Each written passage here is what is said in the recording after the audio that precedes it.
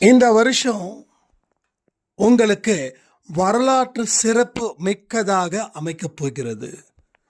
குறைஞ்சது 1000 பேராவது பேர் சொல்லும் குழந்தைகளாக வாழ்வார்கள் நம்ம அன்பே சாய் குடும்பத்தில். நான் உறுதிமொழி கொடுக்குறேன். ஆனால் இந்த 1000 பேரும் என்ன செய்யணும்? அன்பே சாயில் சொன்னதை கண்ணும் கருத்துமா செய்யணும். எந்த இடத்துலையும் ஃபியூஸ் போயிடவே கூடாது. சரியா? நீங்கள் என்னைக்கு ஓடுறதை நிறுத்துறீங்களோ அன்னைக்கு பிரச்சனைகள் ஸ்டார்ட் ஆகிடும். ஸோ ஓடிக்கிட்டே இருங்க, கடவுளை தேடிக்கிட்டே இருங்க, உங்களுடைய பொறுப்புகளை முழுவதுமாக சிறப்பாக செய்யுங்க. 60 வயசானவங்க 20 வயசா நினச்சி நீங்கள் வாழணும். இனிமே எல்லா நாளும் உங்களுக்கு எப்படி இருக்க போது தெரியுமா? அதுவும் இந்த பதிவில் சொல்லியிருக்கோம். பல பிரச்சனைகளை ஹேண்டில் பண்ணக்கூடியவங்களுக்கு இந்த ஒரு இடத்த சாய்ப்பா சுட்டி காட்ட போகிறார். எப்போ தெரியுமா நடக்கும்? தனிமையில் நீங்கள் உங்களை செதுக்குங்க. நான் இதை பண்ணுறேன் அதை பண்ணுறேன்னு சொல்லி யாருக்கிட்டையும், உங்கள் குடும்பத்தில் இருக்கிறவங்க கிட்டையும் உங்கள் நண்பர்கள்கிட்டையும் சொல்லவே கூடாது. நான் இதை பண்ண போகிறேன், வாழ்க்கையில் ஜெயிக்க போகிறேன், அந்த பிரச்சனையை நான் கண்டுபிடிச்சிட்டேன்னு. இன்னொன்று சொல்லட்டுமா? கோடி துன்பங்கள் இருந்தாலும் இந்த ஒரே ஒரு இடம் தெரிஞ்சிடுச்சுன்னா அதை சரி பண்ணிட்டா அடுத்த செகண்டே அந்த கோடி துன்பங்களும் உங்கள் காலடியில். உங்களை செதுக்கக்கூடிய வருடம்தான் இந்த வருடம். போன வருஷத்தில் நிறைய லாபத்தை பார்த்துருக்கலாம், இப்போ அதிகமான லாபத்தை பார்ப்பீங்க. போன வருஷத்தில் நிறைய நஷ்டத்தை பார்த்துருக்கலாம், இப்போ லாபத்தை அள்ள போகிறீங்க. ஸோ நீங்கள் தனியாக இருந்து கேட்கணும், தனியாக இருந்து சில விஷயத்தை செய்யணும். வெற்றி வர்றதுக்கு முன்னாடியே வாய் விடக்கூடாது, அமைதியான முறையில் இருக்கணும். அமைதியும் தனிமையும் உங்களுக்கு மற்றவங்க கொடுத்தாங்கன்னா அதுக்கு நன்றிகள் சொல்லணும். காரணம் இல்லாமல் நன்றிகள் சொல்ல வேண்டிய அவசியம் இல்லை. முழு பதிவையும் கேட்டுட்டு நன்றிகள் சொல்லுங்கள். ஸோ வாழ்க்கையில் வெல்வதற்காகவே உங்களை சாய்ப்பா இந்த அன்பே சாய் குடும்பத்தில் கொண்டு வந்து சேர்த்திருக்காருன்றதை மறக்காதீங்க.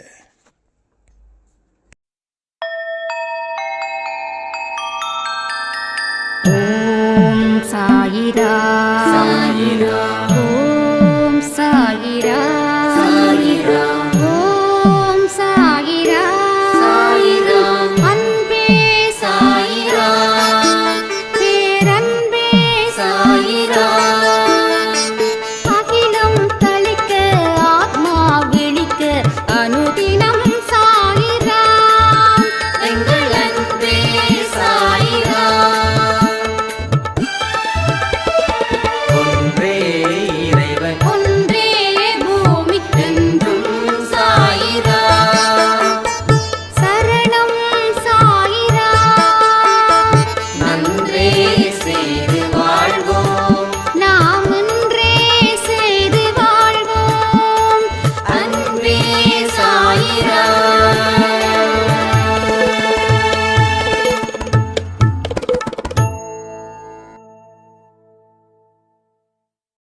சாய்ராம். என் உயிரின் உயிரானவர்களே, இந்த 2026 நாம் 2 நாளாக இதை பற்றி பேசிகிட்டு இருக்கோம்.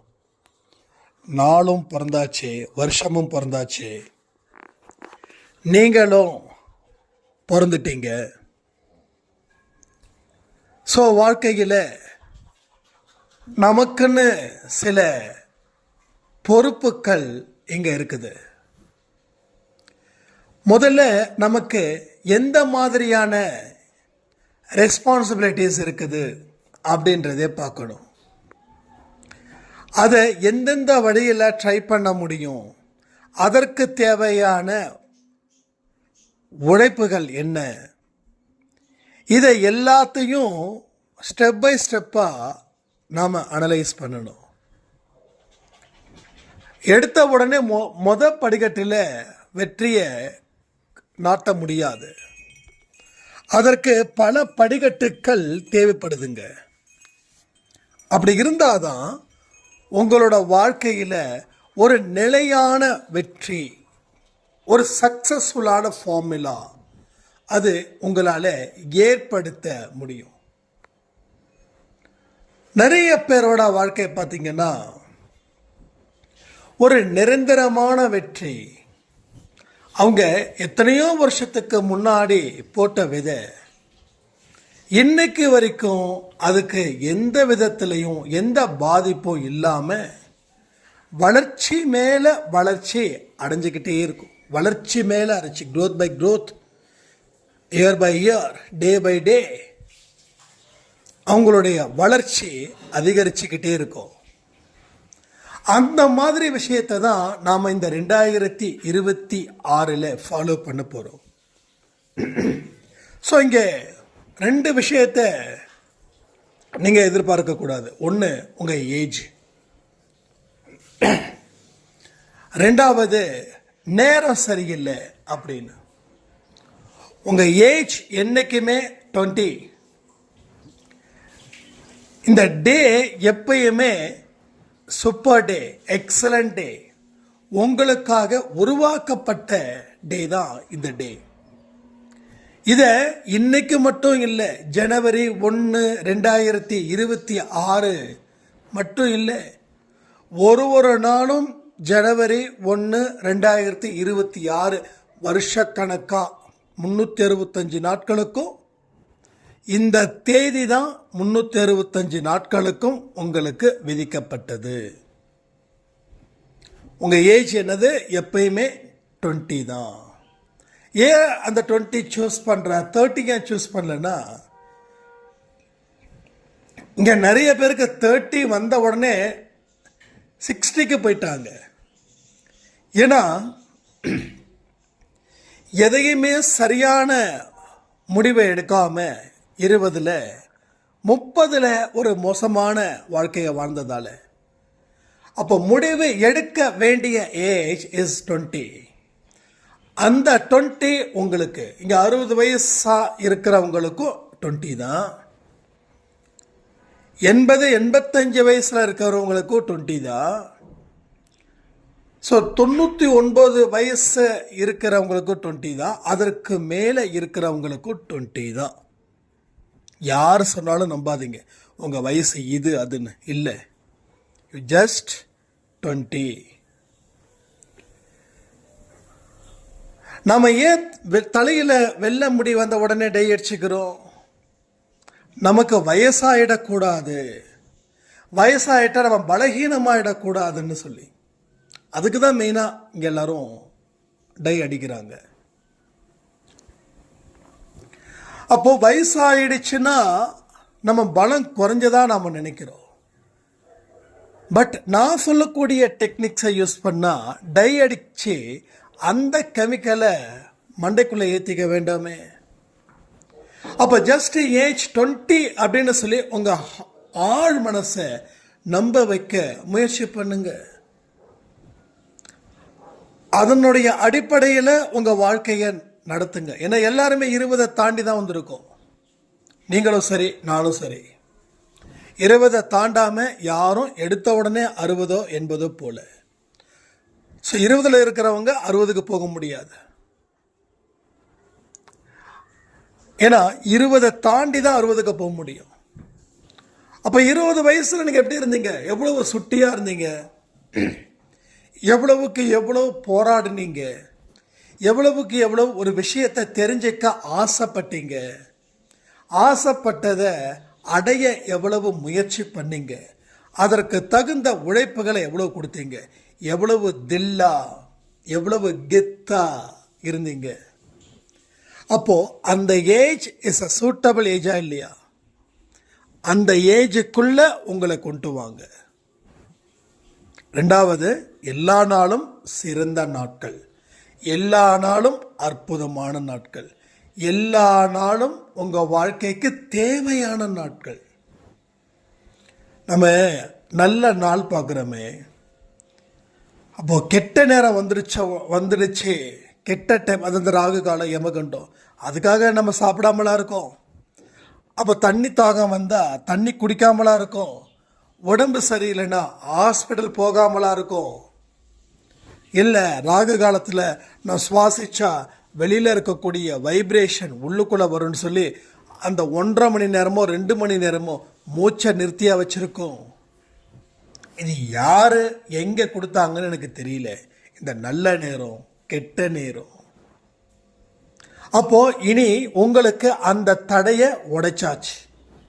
You are not 60, you are in 20 years world. Every day is a good day, every day is an excellent day, every day is a powerful day. இது மைண்டு செட் பண்ணிக்கோங்க. இந்த செட்டப் இஸ் வெரி இம்பார்ட்டன்ட். இந்த செட்டப்குள்ளே தான் உங்கள் வாழ்க்கை 2026 travel பண்ண போகுது. இந்த ட்ராவல் எவ்வளவு கடினமாக இருந்தாலும் அதை பிரேக் பண்ணும். எவ்வளவு கடினமான பயணத்தில் போகும்போது பிரேக் பண்ணும்போது அதில் கிடைக்கக்கூடிய எக்ஸ்பீரியன்ஸ் வாழ்க்கைக்கு மிகவும் இன்றி அமையாதது. அப்போ வாழ்க்கையில் ஃபெயிலியர் நமக்கு பிரச்சனை கிடையாது. சக்ஸஸ் போல ஒரு ஃபெயிலியர் நடக்குது. ஸோ சக்ஸஸ் முடிஞ்சால் ஒரு ஃபெயிலியர் முடிஞ்சால் ஒரு success. So life is a cycle. இப்படி தான் மாறி மாறி வரும். ஸோ அதை யாராலையும் ஸ்டாப் பண்ண முடியாது. யாராலையும் எல்லா இடத்துலையும் அதை ஏற்றுக்கொள்ளவும் முடியும். எல்லா விஷயங்களும் இங்கே இப்படி தான் நடக்குது. அதற்கு தேவைப்படக்கூடிய ஒரே விஷயம் உங்களுடைய மைண்ட் செட்டப். அந்த செட்டப்பை சேஞ்ச் பண்ணும்போது வாழ்க்கையோட செட்டப்பும் சேஞ்ச் ஆகுது. மதிக்காதவன் ஒருவனும் இல்லை. நம்மளை நாம மதிக்க ஆரம்பிச்சா. சில பேர் மதிக்கல, ஆனால் அவங்கள மிதிப்பாங்க. அந்த மிதிக்கக்கூடிய வழி சொல்ல முடியாத வழி. அப்போ நீங்கள் உங்களுடைய விஷயத்தில் நான் சொல்லக்கூடிய விஷயத்தை ஃபாலோ பண்ணுங்க.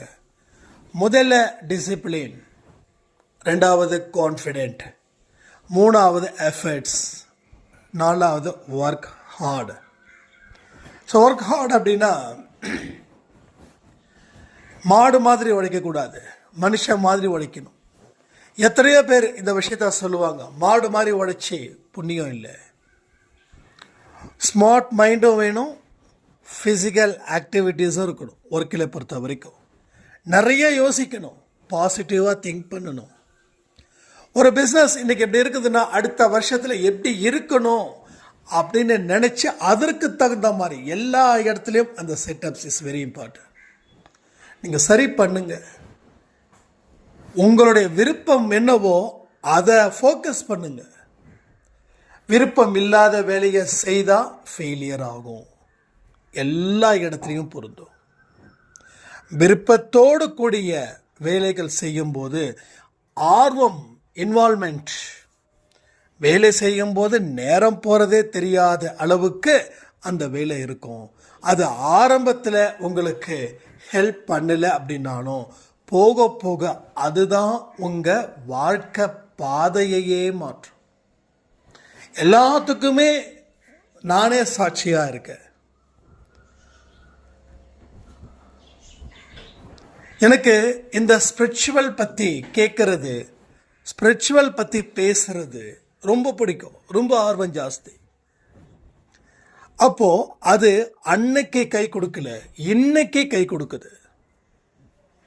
அப்போ இவ்வளவு பெரிய விஷயங்கள் ஆர்வத்தோட செய்யறதால நம்ம பலனை எதிர்பார்த்து செய்யல.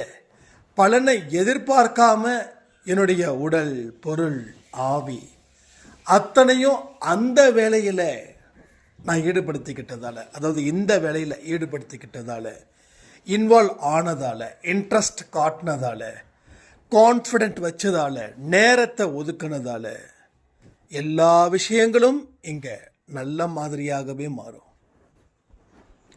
நம்ம மனசு கொஞ்சம் வீக்காக இருக்கு, இது உண்மை. என்ன பண்ணுறதுன்னு தெரியல, இதுவும் உண்மை. அதனால் அமைதியாக இருக்கும், இதுவும் உண்மை. இந்த அமைதியால் நல்ல வாய்ப்புகளையும் இழக்கிறோம், இதுவும் உண்மை. அமைதி நல்லது தான். அமைதி நல்லது. ஆனால் அதே அமைதி கெட்டதாக கூட மாறுது. ஒரு நல்ல ஆரோக்கியமான ஃபுட்டு நீங்கள் ப்ரிப்பேர் பண்ணுறீங்க,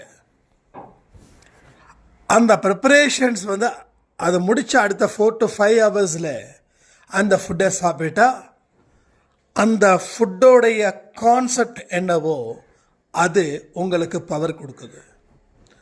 ஒருவேளை அதை 4 நாள் கழித்து சாப்பிட்டா உடம்புக்கு பாய்சனாக மாறுது அந்த ஃபுட்டு. அப்போது நல்ல ஃபுட்டு பாய்சனாக ஏன் மாறுதுன்னா, எந்த இடத்துல அந்த ஃபுட்டை சாப்பிடணுமோ, எந்த காலத்துக்குள்ளே சாப்பிடணும், இல்லைன்னா இப்படி தான். அதே போல் தான் அமைதி, தனிமை, இந்த ரெண்டும் தான் நிறைய பிரச்சனை பேருக்கு வில்லனாவே யோசிக்குது. எனக்கு யாருமே இல்லை பேசுறதுக்கு, நான் தனிமையில் இருக்கேன், அது சித்திரவதை. ஆனால் எனக்கு தனிமை பிடிக்குது, நான் தனிமையை எடுத்துக்கிறேன். இது உங்கள் வாழ்க்கையில் அடுத்த கட்டத்தை உங்கள் மனம், உங்கள் ஆன்மா, உங்கள் உடல், இதை தாண்டி இருக்கக்கூடிய ஐம்புலன்கள் ஏதோ உங்ககிட்ட மீட்டிங் போடுது, ஏதோ பற்றி பேச, அதுக்கு அமைதி தேவைப்படுது. தனிமை ப்ளஸ் அமைதி நீங்களாக விருப்பப்பட்டு எடுக்கிறீங்கன்னா பலம். வேற வழி இல்லாமல் அமைதியாக இருக்கீங்க, வேற வழி இல்லாமல் தனிமையில் இருக்கீங்கன்னா அது நீங்களே ஏற்படுத்தி வைக்கக்கூடிய சித்திரவதை. அந்த சித்திரவதையை தான் இப்போ பலனாக மாற்ற போகிறோம். அதாவது எல்லாரும் ஒதுக்கி வைக்கும்போது உங்கள் மனசில் நிச்சயமாக அமைதி இருக்கும். இதுதான் உங்கள் வாழ்க்கைக்கு மிகப்பெரிய ஒரு இம்பார்ட்டண்டான ஒரு இடம். ஏன்னா இத்தனை நாள் நீங்கள் பேசினதால அதன் மூலமாக ஏற்பட்ட பிரச்சனைகளை நீங்கள் ஹேண்டில் பண்ணும்போது உங்களுக்கு எந்த திசையில் ட்ராவல் பண்ணுறதுன்னு தெரியல. எவ்வளவு பெரிய கஷ்டங்கள் வந்தாலும் அதை தாங்கிக்கவும் முடியல. தோல்விகளையும் அவமானத்தையும் தொடர்ந்து கொடுத்துக்கிட்டே இருந்ததால் நீங்கள் தனிமையாக்கப்பட்டீர்கள். உங்களை யாரும் மதிக்கலை, அதனால் தனிமையாக்கப்பட்டீர்கள். சந்தோஷம். விட்ட இடத்துலேருந்து தொடர்ந்து தானே அன்பை சாய் குடும்பத்துடைய பழக்கம். எங்கே விட்டோமோ அங்கே தானே தேடணும். பயந்துக்கிட்ட விட்டதை விட்டுட்டு பறக்க ஆசைப்படக்கூடாதுல்ல. என்றைக்குமே புரிஞ்சுக்கோங்க, என்னுடைய லைஃப்பில் எனக்கு ஒரு சக்ஸஸ்ஃபுல்லாக ஃபார்முலாவை நான் எப்படி உருவாக்கினேன்னா, எந்த இடத்துல அவமானப்பட்டியோ அந்த இடத்துல வாழ்க்கையை ஆரம்பி. அவமானப்பட்டுட்டோன்னு சொல்லி ஓடாத, ஒளியாத. நீ அங்கே இருந்தாதான், அங்கே இருந்து செயல்பட்டாதான் உன் வாழ்க்கை பெரிய அளவில் இருக்கும் அப்படின்னு. ஸோ அந்த கான்செப்டை அன்னைக்கும் ஃபாலோ பண்ணுறேன், இன்றைக்கும் ஃபாலோ பண்ணுறேன். ஸோ பயம் அப்படின்றது இல்லை. பயம்ன்றது எங்கே இருக்குதுன்னா கடவுளுக்கு மட்டும்தான் இருக்குது. பாவம் செய்வதில் மட்டும்தான் பயப்படுறோம், அதர்வைஸ் பயம் இல்லை. அப்போ உங்களை ஒதுக்கி வச்ச இடத்துல நீங்க அவங்க மேல வெறுப்பை காட்ட வேண்டாம், உங்க மேலையும் நீங்க வெறுப்பு காட்ட வேண்டாம். அப்போ கொஞ்சம் பொறுமையா யோசிங்க. இந்த ஸ்பேஸ் இருக்குல்ல, இந்த ஸ்பேஸ் யார் கொடுத்தது? கடவுள் கொடுத்துருக்கார். மற்றவங்களால உங்களை வெறுத்ததால நீங்கள் தனிமையாக இருக்கீங்க, அது உண்மை, அது சத்தியமான உண்மை. ஆனால் மற்றவங்களை கடவுள் தானே வெறுக்க வச்சிருப்பாரு, அதை புரிஞ்சுக்கணும்ல. ஏன்னா சகலமும் நடப்பது அவருடைய கண் அசைவில் இருந்து தான், அதை புரிஞ்சுக்கணும். எல்லாமுமா இருக்கிறாரு, எல்லா விஷயத்தை செய்யறதும் அவர் தான், எல்லா விஷயத்தை முடிக்கிறதும் அவர் தான். அப்போ ஒரு அவமானம் இங்கே தேவைப்படுது. அந்த அவமானம் தான் இப்போ உங்களுக்கு நடந்துக்கிட்டு இருக்குது. அது தேவைப்படுறது தான். மருந்து கசக்குது, ஆனால் அது உடம்புக்கு தேவைப்படுது. என்ன பண்ணுறது? லட்டு ஜாங்கிரி சாப்பிடும்போது மனசு எப்படி சந்தோஷமாக இருந்ததோ, அதே போல் மருந்து சாப்பிடும்போது சந்தோஷமாக இருந்தால் உடம்புல இருக்கக்கூடிய நோய்கள் போயிடும். மறுபடியும் அந்த லட்டு, ஜாங்கிரி, ஜிலேபி, பாதுஷா சாப்பிடலாம். ரைட்டா? அதே போல தான் இந்த அவமானத்தையும் ஒரு வெற்றி சின்னமாக உங்கள் மனசில் பதிய வைங்க. நான் சொன்னது நிறைய விஷயம் சொல்லியிருக்கேன் இந்த பதிவில். அதில் உங்கள் ஏஜ் ஜஸ்ட் 20. அடுத்தது உங்கள் நாள் எல்லாமே உங்களை உருவாக்கக்கூடிய நாளும் நேரமும் நொடியும். ஸோ இதில் உங்களுக்கு மாற்று கருத்து இருக்காதுன்னு நான் நம்புகிறேன். இப்போ தனிமையில் இருக்கும்போது என்னை ஒதுக்கிட்டாங்களே அப்படின்னு நினச்சிட்டிங்கன்னா மேலும் உங்களை ஒதுக்குவார்கள். ஒதுக்கப்பட்டது நல்லது. இனிமேலாவது கொஞ்சம் சிந்திக்க ஆரம்பிக்கலாம். நாம் எங்கே இந்த தோல்வி ஆரம்பிச்சது ரொம்ப இம்பார்ட்டன்ட், ரொம்ப இம்பார்ட்டன்ட். நான் அடிக்கடி சொல்லுவேனே, தோல்வியாக மட்டும் பார்த்தீங்கன்னா அது தோல்வியாகவே மாறிடும் உங்கள் வாழ்க்கையில். அந்த தோல்வியை வெற்றிக்கு அடிப்படையான ஒரு படிக்கட்டாக பார்த்தீங்கன்னா அது வெற்றிக்கு படிக்கட்டாக மாறி உங்களை உச்சத்துக்கு கொண்டு போயிட்டு நீங்கள் எந்த உயரத்தில் இருக்கிறீங்களோ அந்த அளவுக்கு மக்களுக்கு தெரிவீர்கள், உங்கள் உறவுகளுக்கு தெரிவீர்கள், உங்கள் உலகத்துக்கு தெரிவீர்கள். உலகத்தை நீங்கள் ஜெயிப்போம் அப்படின்னு நான் சொன்னேன். ஒரு சாயிரம் சொன்னாங்க, உலகத்தில் ஜெயிக்கணும்னா முடிஞ்சிருமா, அதாவது ஜெயிச்சிட முடியுமா அப்படின்னு கேட்டாங்க. ஸோ இந்த point is very important point. அப்போது எங்கே உனக்கு இந்த அவமானம் ஸ்டார்ட் ஆச்சு, எங்கே உனக்கு இந்த தோல்வி ஸ்டார்ட் ஆச்சு, எதனால், யாரால், இந்த மாதிரி விஷயத்தை முன்னுக்கு வச்சு அங்கே இருந்த சில விஷயத்தை ஆரம்பித்து அதில் இருந்து உங்கள் பயணத்தை நீங்கள் ஆரம்பிக்கணும். இது வரைக்கும் உங்கள் லைஃப்பில் நடந்த விஷயத்தை நான் சொல்லியிருக்கேன். இனி நடக்க போவதை மாற்றி எழுதணும் நீங்கள் இந்த பதிவை வச்சு. என்னவா இருக்கட்டும், எவ்வளவு பெரிய பாதிப்புகளாக கூட இருக்கட்டுமே, எவ்வளவு பெரிய பாதிப்பாக இருக்கட்டும், தாங்கிக்கவே முடியாத ஒரு பாதிப்பு இருக்கட்டுமே, என்னப்போ எல்லாமே நம்மளுடைய செயல்கள் தப்பாக இருந்ததால தான் ஒரு கடும் தோல்வி, கடும் விரக்தி ஏற்பட்டது. ஒத்துக்கிறீங்களா இல்லையா?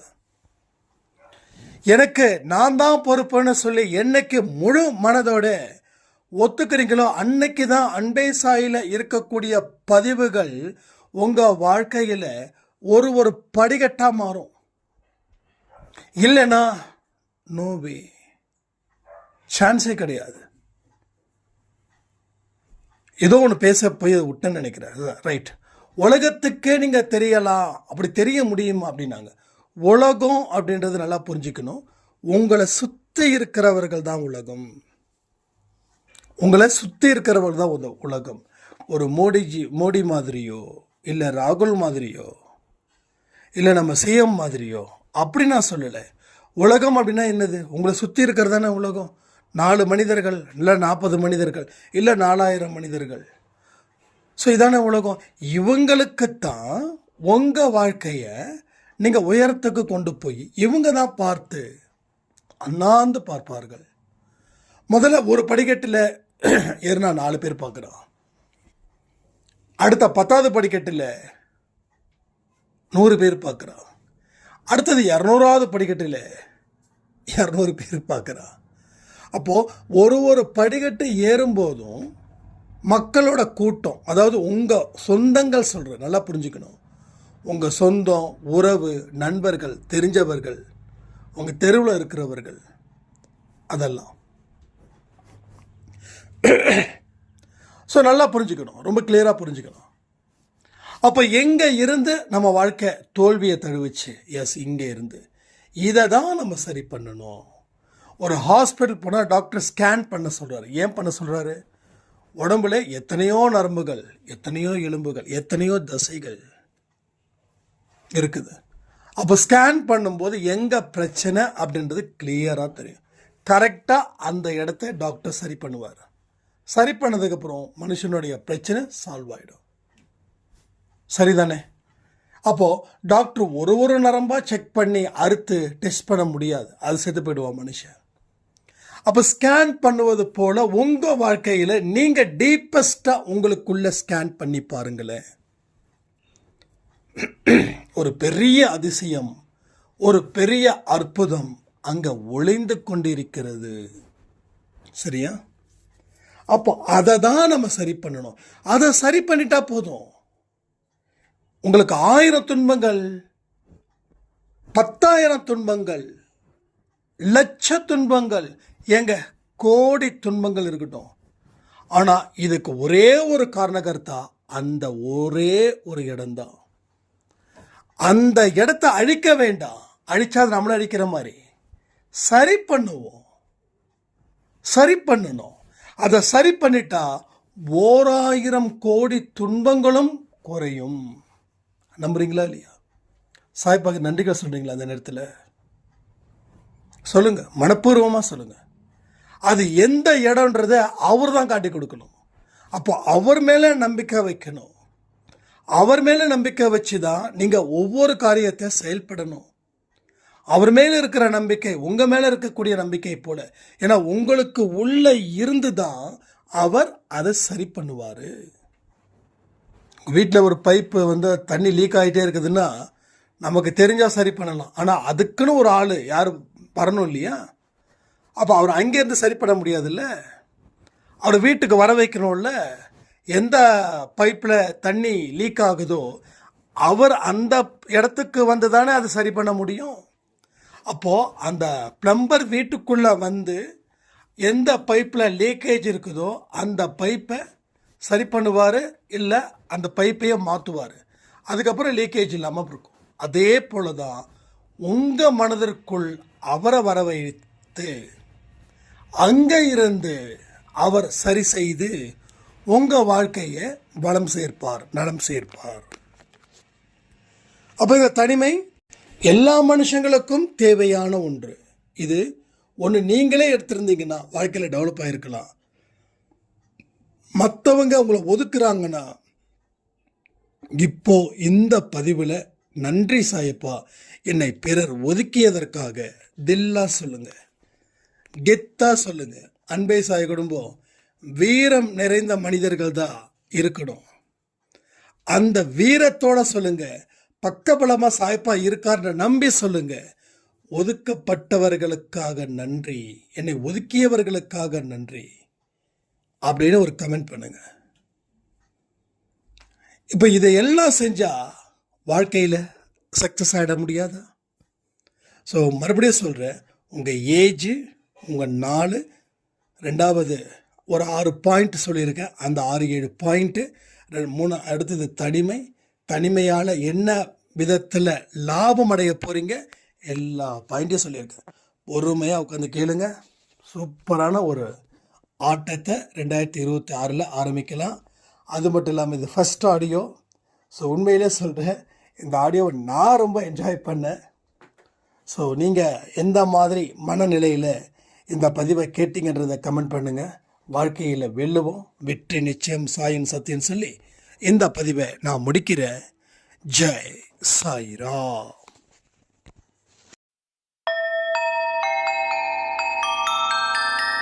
ஓம் சாயிரா சாயிரா ஓம் சாயிரா சாயிரா